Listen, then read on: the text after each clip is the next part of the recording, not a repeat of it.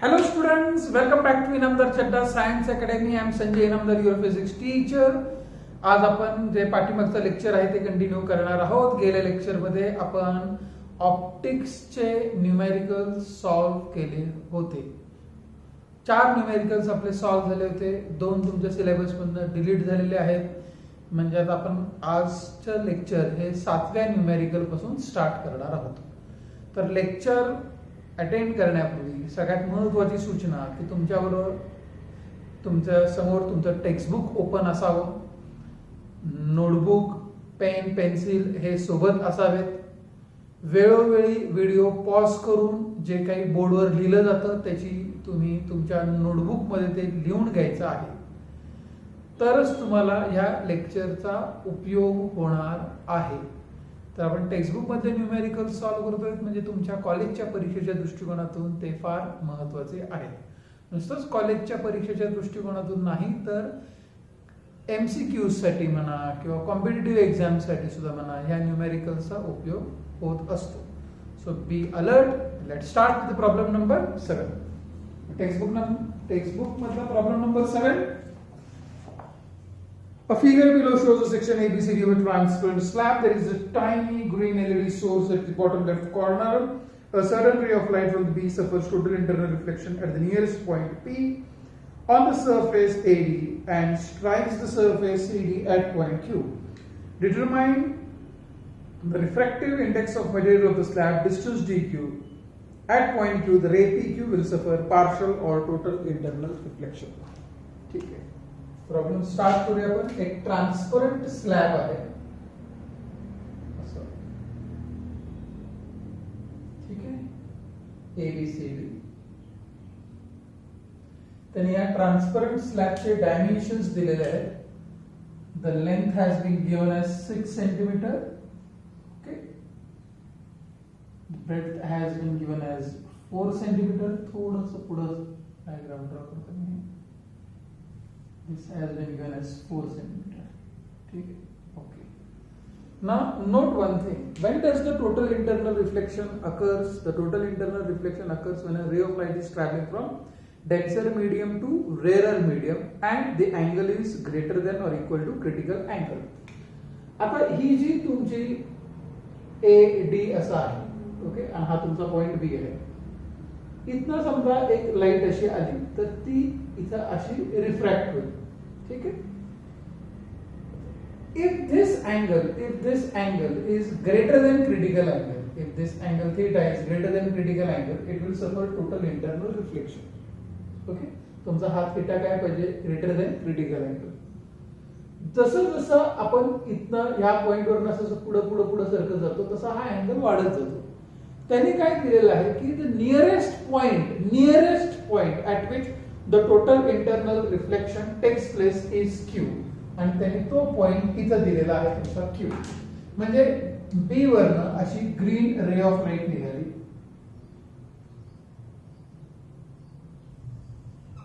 आणि हा जो पॉइंट आहे P इथं this is the nearest point. म्हणजे जर ray of light A to P म्हणजे जर कुठेही स्ट्राईक झाली तर टोटल इंटरनल रिफ्लेक्शन होणार नाही. टोटल इंटरनल रिफ्लेक्शन होण्यासाठी म्हणजे जो झालेला आहे तो हा नियरेस्ट पॉइंट काय दिलाय त्यांनी P. म्हणजे ह्याचा अर्थ काय आहे सांगा मला. हा जो अँगल आहे हा अँगल आहे तुमचा critical angle denoted by IC. Okay, तर डायग्राम बघून घ्यायचं. हा P आहे हे आपण असं एक्सटेंड करूया. ठीक आहे, आपण ह्याला इथे हे Q दिलेलं तर आपण ह्याला R म्हणूया. Nearest point for which TIR total internal reflection takes place is P. Therefore angle BPR is nothing but it is equal to what? Critical angle. ठीक आहे. आणि त्यांनी हे जे डिस्टन्स आहे, हे जे डिस्टन्स त्यांनी आपल्याला दिलेलं आहे हे दिलेलं आहे 4 सेंटीमीटर. ठीक आहे, ये भी सही है. आता हे दिले 4 सेंटीमीटर, हे दिलेलं आहे 3 सेंटीमीटर, हे दिलेलं आहे 6 centimetre. Okay. What is PR is equal to 3 centimeter? What is BR is equal to 4 centimeter? In triangle BPR, BR is equal to 3 centimeter. PR is equal to 3 centimeter. BR is equal to 4 centimeter. बरोबर आहे? बरोबर आहे. त्यांनी दिलेलं आहे diagram मध्ये. AP आणि BR equal आहे तुम्हाला दिसतंय. हा 90 डिग्रीचा आहे, हा नॉर्मल ड्रॉ केलेला आहे आपण. Therefore, if this is 3 and if this is 4, then by Pythagoras theorem, what is BP is equal to 5 centimeter. ते काही तुम्हाला प्रूफ करण्याची आवश्यकता नाही, तुम्ही डायरेक्टली लिहू शकता की BP is equal to what 5 centimeter. आता आपण जर या ट्रायंगल कडे जर पाहिलं, ट्रायंगल BPR हा एक स्टँडर्ड ट्रायंगल आहे. त्याच्यामध्ये एक साइड 3 आहे, एक साइड 4 आहे, एक साइड 5 आहे. So what is so much standard about this I have already discussed with you in my previous lecture also कि हा जो ट्रायंगल आहे, एक बाजू जर त्याची 3 सेंटीमीटर, एक बाजू 4 सेंटीमीटर, एक बाजू 5 असेल, तर हा अँगल तुमचा किती असतो 37 डिग्री. हा अँगल तुमचा किती असतो 53 डिग्री. ओके. तर I can see that I can write over here from the diagram what is sin IC is equal to sin IC किती आहे 4/5. It is equal to opposite side upon hypotenuse, that is equal to 4/5. What is sin IC is equal to 4/5. Okay. Therefore, what is IC is equal to? IC is equal to sin inverse of 4/5. आणि diagram बघून सांगा मला, what is sin 53 equal to 4/5. So what is sin inverse of 4/5 is equal to 53 degree. तर हा तुमचा critical angle आहे. Okay. Very important, though they have not asked you to determine the value of critical angle, we got it. Okay. If n is the refractive index of transparent slab, then what is n is equal to 1/, sine of critical angle, that is 1/, sine of 53 degree, that is 1/4/5, that is equal to 5/4. So refractive index of a transparent slab is 5/4. This is my first answer. Answer 1. What is the refractive index of the transparent slab? अब उन्होंने पूछा है what is this distance dq is equal to. Orally सुद्धा आपण ते find out करू शकतो. तुम्ही डायग्राम पाहून घ्या. Look at this. समजा मी इथे एक नॉर्मल जर ड्रॉ जर केला, ओके, तर हा अँगल काय आहे सांगा मला. हा IC आहे, बरोबर आहे. हा काय असणार आहे 90 मायनस IC. त्याला मी I म्हणतो, अँगल ऑफ इन्सिडेंस. ओके. इथं खूप किचकिट होती, तर फक्त इथं मी याला I म्हणतो. Okay. Now what is value of I is equal to 90 minus IC, that is equal to 90 minus 53, that is equal to what 37 degree. तर हा तुमचा 37 डिग्री, म्हणजे हा पण तुमचा अँगल काय झाला सांगा मला 37 डिग्री. ठीक है. ऑल्टरनेट एंगल्स, ये 37 है तो ये भी 37 है. ओके. ये स्लैब की लेंथ कितनी थी 6 सेंटीमीटर, हे किती आहे 4 centimetre. What is PD is equal to 2 centimetre. आता I know what is PD is equal to, I want to find DQ. What is tan of 37 degree equal to? DQ upon BD. DQ upon BD. PD, sorry it is PD है ना, बरोबर आहे की नाही. आता हा 37 आहे. What is tan theta opposite side upon adjacent side. So what is tan 37 is equal to dq upon PD. Look at the diagram and tell me what is tan 37 opposite side upon hypotenuse adjacent side, that is equal to what, 3/4 dq हमें ढूंढना है. PD कितना है, 2 है. dq is equal to 3 2 is 6 divided by 4 is how much, 1.5 centimetre. तर तुमचा dq किती आहे, 1.5 सेंटीमीटर. Simple simple. ओके. आता हा तुमचा झाला आन्सर 2. त्यांनी आपल्याला तिसरा पॉइंट काय विचारलेला माहितीये का, की what will happen at point Q, whether there will be a partial or total internal reflection. Okay, now look at this. Angle made by ray of light striking surface DC at Q is equal to I, which is equal to 37 degree, as I is less than critical angle. तुमचा critical angle किती आहे, 53 degree. आणि तुमचा angle काय आहे, हा angle 37 degree, which is less than critical angle. Therefore partial reflection takes at point Q. partial reflection होणार, total नाही. ही जी अशी रे येईल ना ती अशी बाहेर रिफ्रॅक्ट होईल. काही प्रमाणात रे इंटरनली रिफ्लेक्ट होईल, पण ती रिफ्लेक्शन टोटल इंटरनल रिफ्लेक्शन नसणार आहे. ते काय असणार आहे, partial reflection. This is answer 1 refractive index, answer 2 distance dq, answer 3 whether there is a total internal reflection or partial reflection. The answer is partial reflection. Please take a note of this problem.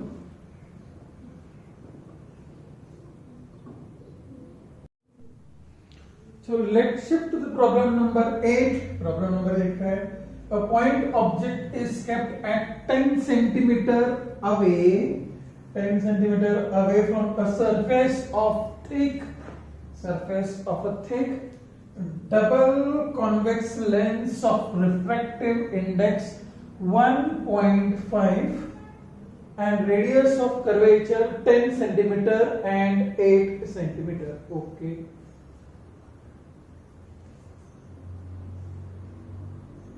Central thickness of the lens is 2 centimeter. Determine the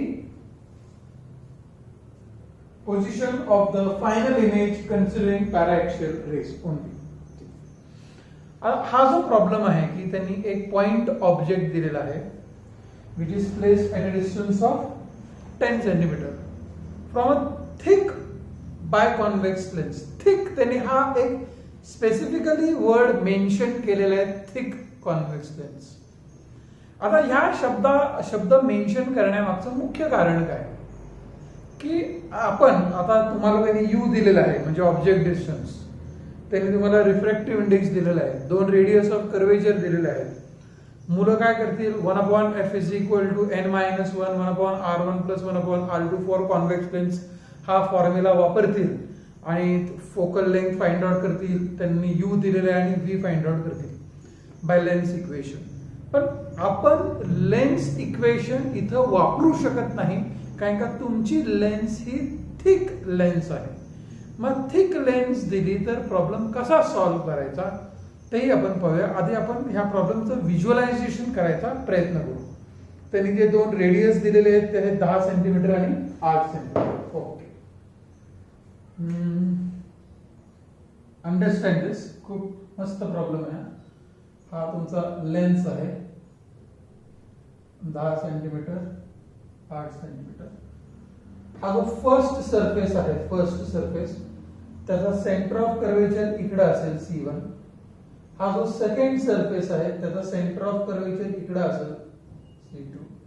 हा आहे 10 centimetre थोडासा लांब घेतो मी.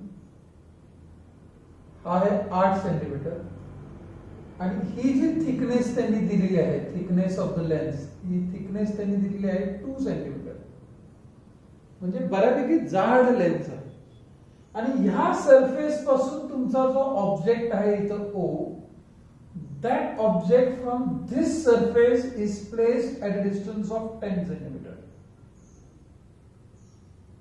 आणि आपल्याला ह्याची position find out करायची आहे. ठीक आहे, मी तुम्हाला ही रे डायग्राम ड्रॉ करून दाखवतो, मग आपण ते मॅथमॅटिकली सुद्धा चेक करू. त्यांनी असं दिलं की consider only paraxial rays. The rays which are very close to the axis are called as paraxial rays. Rays which are away from the axis are called as marginal rays. Marginal rays नाही consider करायचे. तर marginal रेजला नाही का, समजा आपण एक रे जर इकडे जर पाहिली आपण, तर इथं थिकनेस खूप कमी आहे लेन्सचा, म्हणजे the effect of thickness is more dominant for the rays that are what near the axis. म्हणजे consider only paraxial rays जेव्हा हे तुम्हाला ते सांगतात तेव्हा त्यांचा नकळत तुम्हाला एक असं कंडिशन दिलेली आहे की you consider that the lens is thick. Thick lens आहे एक गृहीत धरूनच प्रॉब्लेम सॉल्व्ह करायचा आहे. रे डायग्राम बघा, मी रे डायग्राम ड्रॉ करायचा प्रयत्न करतो.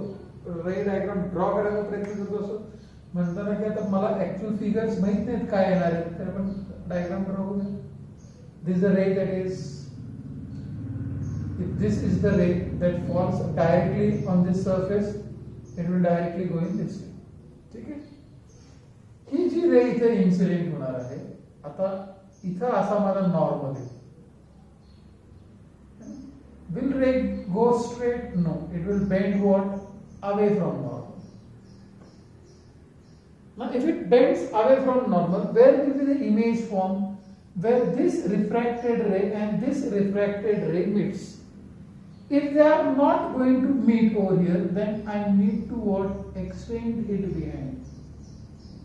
So ही तुमची पहिली इमेज झाली बिकॉज ऑफ व्हॉट फर्स्ट. आता इथे गंमत बघा, डायग्राम सेकंड डायग्राम पण पहा. असं सुद्धा पॉसिबल असतं की पण आपण नुसते न्यूमेरिकल शिकायचे नाहीये, तर आपण त्यामागची थेअरी सुद्धा आपल्याला शिकायची आहे. ही समजा रे अशी इथं आहे, एक रे सरळ जाणार आहे. If this ray bends too much bending झालं तर तुम्हाला हे मागे एक्सटेंड करण्याची आवश्यकता नाही, हे दोन रेज पुढेच एकमेकांना भेटणार आहे. तर त्या केसमध्ये तुमची इमेज जी आहे ती पलीकडे तयार होणार आहे. तुमची इमेज रिअल असणार आहे का व्हर्च्युअल असणार आहे ते ह्या अँगल ऑफ इन्सिडेन्सवर डिसाइड होतं. पॅरा ऍक्सियल रेज असल्यामुळे हा अँगल ऑफ इन्सिडेन्स बेसिकली कमी असणार आहे. अँगल ऑफ इन्सिडेन्स बेसिकली कमी असल्यामुळे अँगल ऑफ रिफ्रॅक्शन पण कमी असणार आहे. तर ती रे अशी भेटणार नाही असं माझा अंदाज आहे आता या न्यूमेरिकल स्टार्ट करण्यापूर्वी.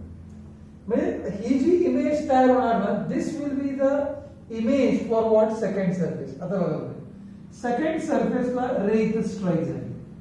ठीक आहे, सेकंड सरफेस साठी हा झाला तुमचा normal. Now ray is travelling from what? Ray is travelling from denser medium to rare medium. It will bend away from normal आणि अशी दूरवर कुठेतरी जाऊन ती इथं भेटेल आणि इथं तुमची इमेज तयार होईल. तर इमेज तुम्ही पाहिलं ना तर डायग्राम मध्ये दिसतंय की आपण खूप अंतरावरती तयार झालेली आहे. आता आपण हे मॅथमॅटिकली हा प्रॉब्लेम आपण सॉल्व्ह करायचा आहे. मॅथमॅटिकली सॉल्व्ह करू आणि मग परत एकदा मी तुम्हाला ही डायग्राम एक्सप्लेन करेन. मी असं म्हणत नाही की पहिल्या झटक्यातच तुम्हाला डायग्राम ती समजलेली असेल म्हणून. तर let us practically theoretically solve the problem and then decides where the images were being formed. चलो ये अपनी लेंस है. ठीक है, तर त्याने R1 किती दिलेला आहे तुम्हाला? 8 centimetre. if I'm not wrong, R1 is 10 centimeter of the first surface. R2 is equal to what? 8 centimeter. ठीक है, object is placed at a distance of what 10 centimeter from the first surface हा तुमचा object झाला. ठीक आहे. The refractive index of material of this lens is 1.5. okay, and central thickness is 2 centimeter. What is thickness is equal to 2 centimeter. ठीक आहे. Problem आपण without रे diagram solve करणार आहोत. हा फर्स्ट स्पेरिकल सरफेस आहे, हा सेकंड स्पेरिकल सरफेस आहे. Problem solve करत असताना रिफ्रॅक्शन अँड सिंगल स्पेरिकल सरफेसचा आपण फॉर्म्युला वापरणार आहोत. Okay. For first surface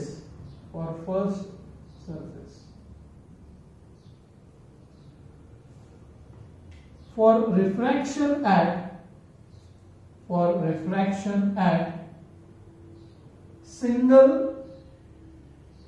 spherical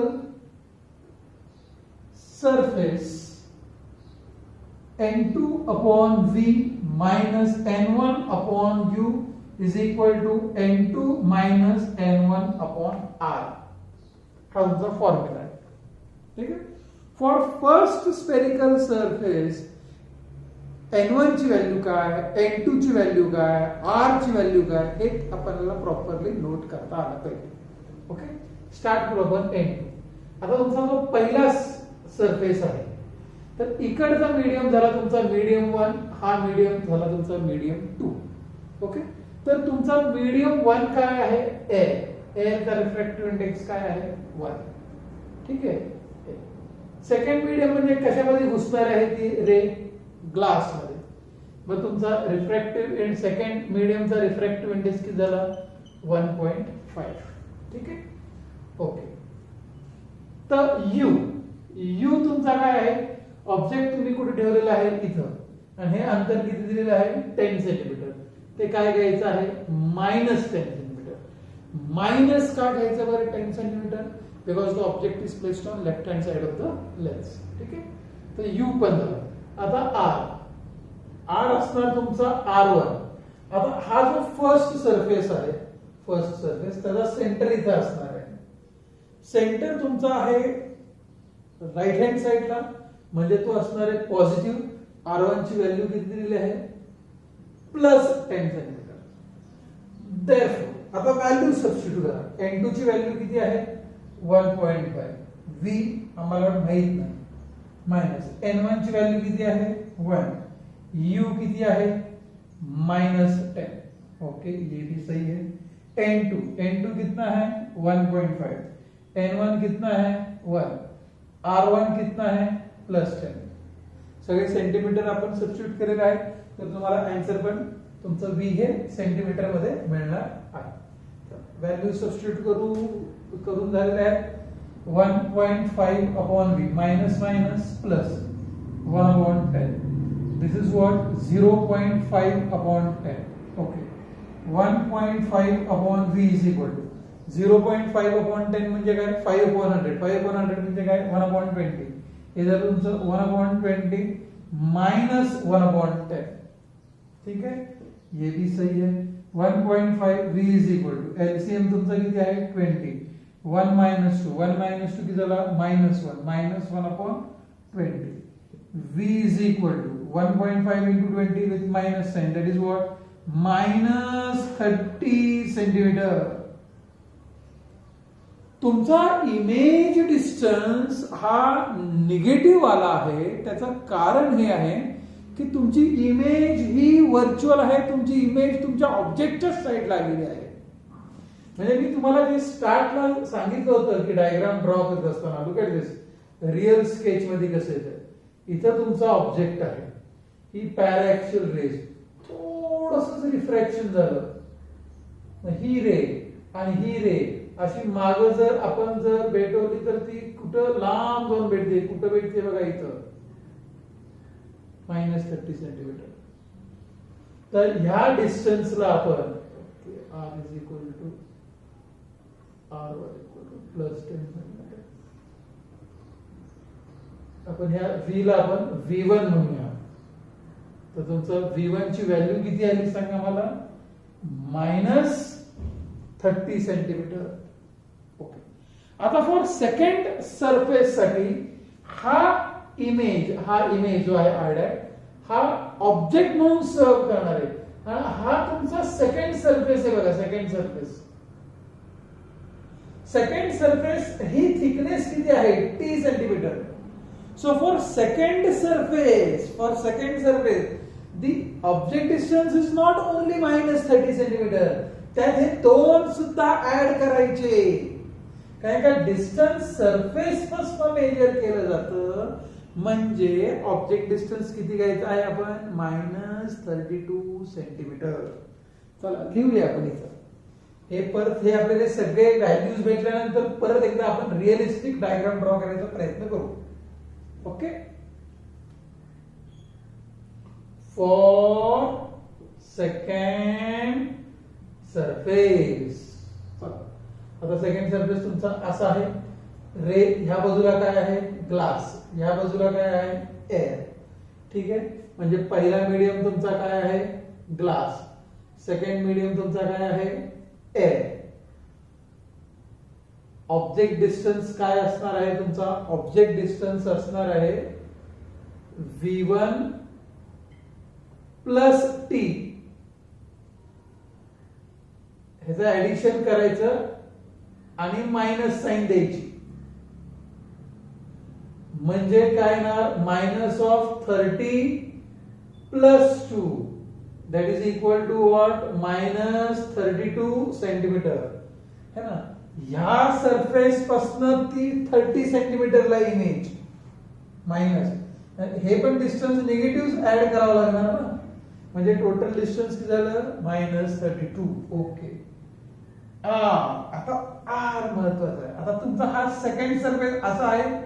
second सरफेसचा centre of curvature इकडे आहे. सेंटर ऑफ कर्वेचर तुमचा लेफ्ट हँड साइडला आहे. लेफ्ट हँड साइडला आहे म्हणजे तुमचं कार्टेशियन साइन कन्व्हेन्शन नुसार रेडियस ऑफ कर्वेचर निगेटिव्ह घ्यायचा आहे. म्हणजे मायनस R2 म्हणजेच किती हो? Minus 8 centimetre. आरची व्हॅल्यू किती घ्यायची? Minus 8 centimetre. Therefore आणि 20 क्वेश्चन मार्क आपण पाहूया आता. N2 किती आहे? 1. V आम्हाला माहित नाही. N1 किती आहे? 1.5.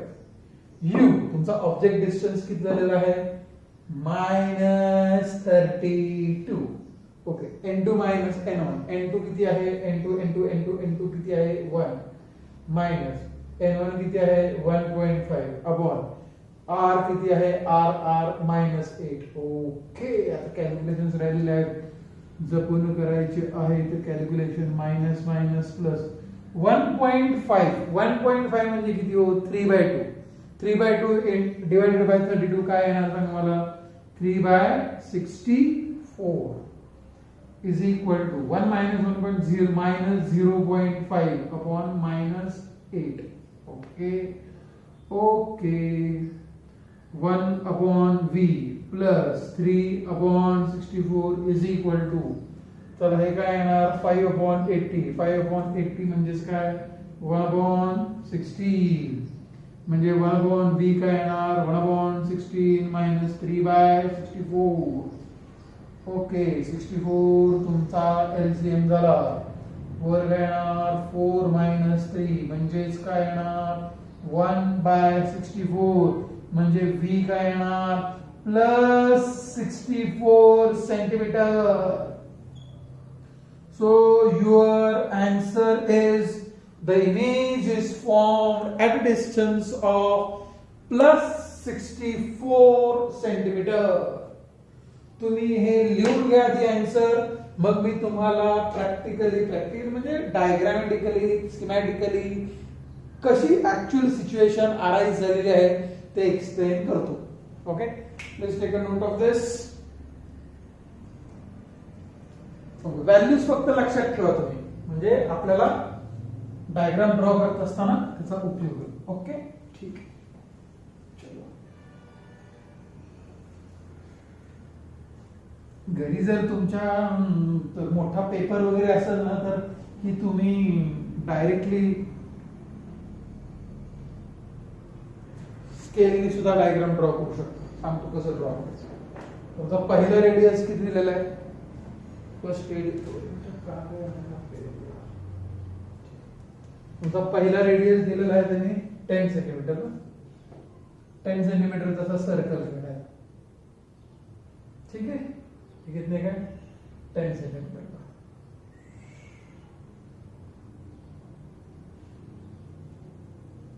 दूसरा रेडियस किती आहे? 8 सेंटीमीटर. पण थिकनेस ऑफ स्लॅब किती दिलेलं आहे? लेंथ 2. आता हे किती सांगितलं तुम्हाला? R1 किती आहे? R1 is 10 ना.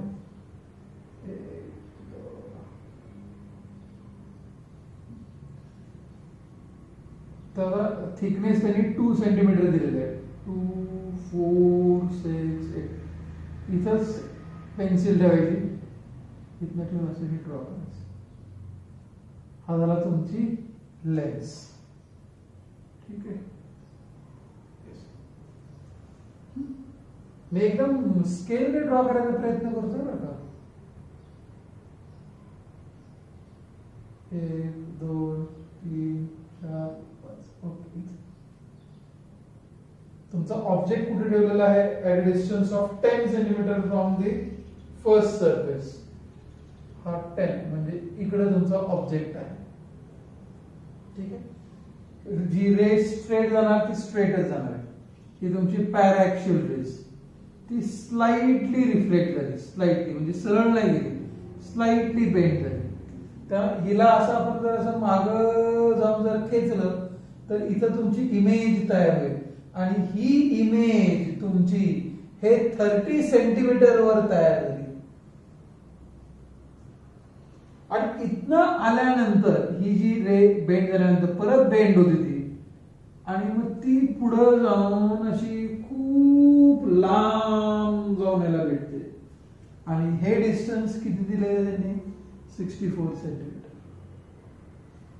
असं ते म्हणजे पहिल्या सरफेस मध्ये जे रिफ्रॅक्शन झालेलं आहे ना बाळांनो, त्यातनं रिअल इमेज तयार होते. त्यातनं काय तयार होते? Virtual image. ओके, आता हे स्केल मध्ये दाखवलं. स्केल मध्ये न दाखवता तुम्हाला फक्त हे इमेज दाखवतो नॉर्मल डायग्राम मध्ये. बघा, फील येईल, असा फील येईल तुम्हाला. ठीक है, not drawn to the scale. Object आ गया, स्ट्रेट नहीं जाएगी, थोड़ी सी बेंड होगी. लेकिन ये थोड़ी सी बेंड होने के बाद ये और ये मिल रहे क्या? नहीं मिल रहे. फिर हमको इसको ऐसा पीछे खींचना पड़ेगा, तब हमें क्या मिलता है? Virtual image. रियल इमेज कधी भेटणार माहिती का बाळांनो? की समजा ह्याचं बेंडिंग असं झालं की हे दोन रेज या लेन्स या सरफेसच्या त्या बाजूला भेटणार आहेत, मग तुम्हाला काय भेटेल? Real image. आणि बेंडिंग जर कमी असेल तर तुम्हाला इमेज ह्या बाजूला भेटते. म्हणून त्यांनी सांगताना प्रॉब्लेम देताना सांगितलं ना, कन्सिडर पॅराएक्सियल रेस. छान प्रॉब्लेम आहे हा, थोडासा लेंथी. त्याला आपण डिटेल एक्सप्लेनेशन केलं म्हणून तो लेंथी आहे. मला फक्त जर न्यूमेरिकली प्रॉब्लेम सॉल्व्ह करायचा असला असता की डायग्राम ड्रॉ करून ते ऑब्जेक्ट इमेज कसे तयार होतात हे जर सगळं सांगायचं जर टाळलं तर हा प्रॉब्लेम सिंपल आहे. For first surface, for second surface, and then solve the problem. Got it? Let us shift to the next problem. Problem number 9. 7th आणि 8th झालेला. 9th problem solve. Start to it. A monochromatic light is incident at 37 degree. आवडता angle आहे आपला 37 degree आणि equilateral prism. चलो पहिला equilateral prism draw. Equilateral prism म्हणजे काय हो? Angle A is equal to how much? 60 degree. ठीक आहे, अँगल ऑफ इन्सिडेंस किती दिलेला आहे? 37 डिग्री. ओके, रिफ्रॅक्टिव इंडेक्स किती दिलेला आहे? 3/2. ये भी सही है. 3/2.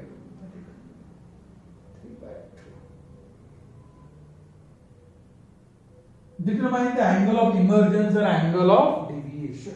Okay. Let us try to solve this problem. We will require logbook. If you have logbook, it's okay. If you don't have logbook, then you must have calculator. चलो पहिल्यांदा मी start तरी करतो प्रॉब्लेम, मग नंतर आपण बघू कॅल्क्युलेशन्स. पहिल्यांदा normal draw करतो. हा अँगल आहे तुमचा किती I 37 degree. It will bend. तर या अँगलला काय म्हणतो आपण R1. या अँगलला काय म्हणतो आपण R2. and the ray will what emerge out, and this is angle of emergence. हे असं मागे एक्सटेंड केले, हे मागे एक्सटेंड केले, तर हा जो अँगल आहे this angle is called as angle of deviation. Okay, this is angle of prism.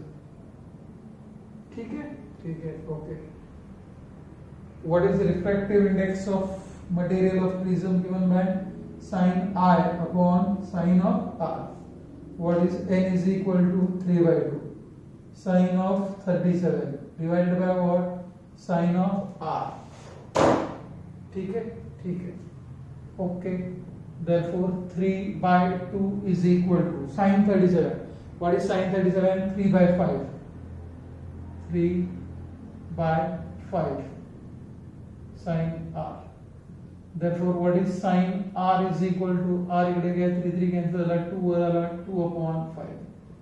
Therefore, R is equal to what? Sin inverse of 2/5. Sin inverse of 2/5 म्हणजे काय? 0.4. Sin inverse of 0.4 आपल्याला find out करायचं आहे. If you do it by calculator, तर तुम्हाला भेटेल की sin inverse of 0.4 is 53 degree. मला माहिती आहे. तुम्हाला कसं काय माहिती दाखवतो. हा ट्रायंगल आहे 37, हा आहे 53, हे आहे 3, हे आहे 4, हे आहे 5. बरोबर आहे, बरोबर आहे. So what is sine of 53? Oh no, wrong.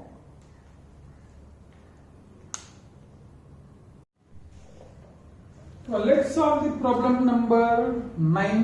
A monochromatic ray of light is incident at an angle of 37 degree on an equilateral prism of refractive index 3/2. Determine the angle of emergence and angle of deviation. दूसरा part हा त्यांनी दिलेला आहे. If the angle of prism is adjustable, what should be its value for an emergent ray to be just possible for the same angle of incidence? ठीक है, आपण second part वर नंतर चर्चा करू. पहिला पार्ट सिंपल आहे, तो आधी कव्हर करू. तुम्हाला त्यांनी एक इक्विलॅटरल प्रिझम दिलेला आहे. इक्विलॅटरल प्रिझम असं म्हटल्या आपल्याला angle A equal to 60 degree लिहिता आलं पाहिजे. A ray of light is incident at an angle of 37 degree. हा अँगल पाहिल्यानंतर मला मनातल्या मनात खूप आनंद होतो, कारण आपल्याला साइन 37 ची व्हॅल्यू, साइन 53 च्या व्हॅल्यूज या लवकर माहित असतात. हा तो ट्रायंगल आहे, फेमस ट्रायंगल 3, 4 आणि 5 वाला. ठीक आहे, हा अँगल किती असतो? हा अँगल असतो 37 डिग्री, हा अँगल असतो 53 डिग्री. तर ही रे अशी सरळ जाणार नाही, it will bend towards normal.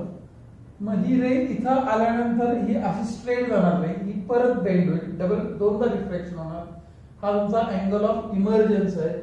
Emergent रे आणि इन्सिडेंट रे जर आपण मीट केला तर त्या दोघांमधला अँगल काय आहे? Angle of deviation. इथं पहिलं रिफ्रॅक्शन झालं, ह्याला R1 म्हणतो, ह्याला आपण R2 म्हणतो. हा तुमचा अँगल ऑफ प्रिझम आहे ए. ए दिया है उन्होंने 60 डिग्री, रिफ्रॅक्टिव्ह इंडेक्स दिया है 3/2 आणि अँगल ऑफ इन्सिडेंस दिलेला आहे 37 डिग्री. आणि त्यांनी तुम्हाला डेल्टा आणि ई विचारलेला आहे. एकदम सिंपल प्रॉब्लेम आहे. Look at this. A ray of light is traveling from air to glass. Refractive index is equal to sin I upon sin R1. What is the refractive index given as 3/2? Sin of I is equal to what? 37 degree upon sin of what? R1. Therefore, sin of R1 is equal to sin R1 इकडे. This will be equal to sin 37 into 2/3. त्या triangle कडे बघा आणि सांगा मला sin 37 किती आहे? 3/5 2/3. What is sin R1 equal to 3/3 गेले 2/5 किती आहे? 0.4. So what is R1 is equal to Sine inverse of 0.4. Sine inverse of 0.4. This angle is 23 degree. R1 ची व्हॅल्यू किती येते तुमची 23 डिग्री. लॉगबुक वापरून तुम्ही एक्झॅक्ट कॅल्क्युलेशन्स करू शकता. तर R1 ची व्हॅल्यू म्हणजे किती आलेली आहे 23 degree. Okay. Now for an prism A is equal to R1 plus R2. ये हमने देखा है. प्रिझम फॉर्म्युला डिराइव करत असताना एक्सप्रेशन आलं होतं A is equal to R1 plus R2. A ची व्हॅल्यू त्यांनी किती दिली आहे 60 डिग्री. R1 किती आहे 23. R2 किती आहे ठाऊक नाही. R2 किती येणार 60 - 23 म्हणजे किती येणार 37 डिग्री. परत एकदा आनंद झाला मला. स्टँडर्ड अँगल आला तुमचा 37 डिग्री. ओके ठीक आहे. तर आता आपल्याला E फाइंड आउट करायचा आहे. Now this is glass, this is air, this is air, this is glass. Air मध्ये अँगल काय E, ग्लास मध्ये काय आहे R2. म्हणजे n काय घ्यायचा तुम्ही sin E upon sin R2. ठीक आहे. What is n is equal to 3/2. E किती आहे माहित नाहीये.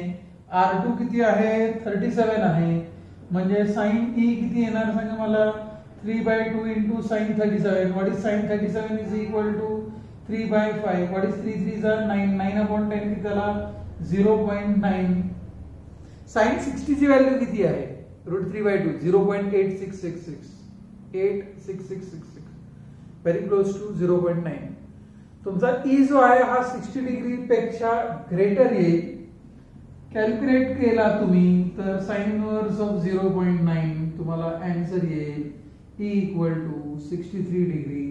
This is your angle of emergence. Angle of deviation पण फाइंड आउट करायचा आहे. Not a big deal.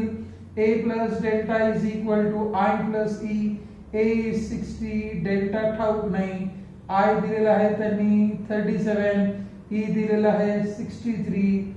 Delta will be equal to 37 plus 63 100. 100 minus 60 किती आहे 40 degree. So angle of deviation is how much 40 degree. Angle of emergence is equal to how much 63 degree. What is, please take a note of this. We will solve the second part of the problem also. Next problem आपल्याला part of the problem solve करायचा आहे. आपल्याला या सगळ्या values कदाचित लागू शकतील. काय आहे सेकंड पार्ट आपण पाहूया. If the angle of prism is adjustable म्हणजे हा अँगल A आपण चेंज करू शकतो. ठीक आहे. What should be its value for the emergent ray to just possible for the same angle of incidence. म्हणजे अँगल ऑफ इन्सिडेन्स आपण तोच ठेवायचा आहे. रे जस्ट इमर्ज व्हायला पाहिजे. For just emergence of a ray E is equal to 90. म्हणजे तुमचा angle of emergence हा 90 डिग्री यायला पाहिजे. त्यासाठी अँगल ऑफ प्रिझम किती हवा आहे ते विचारलं आहे.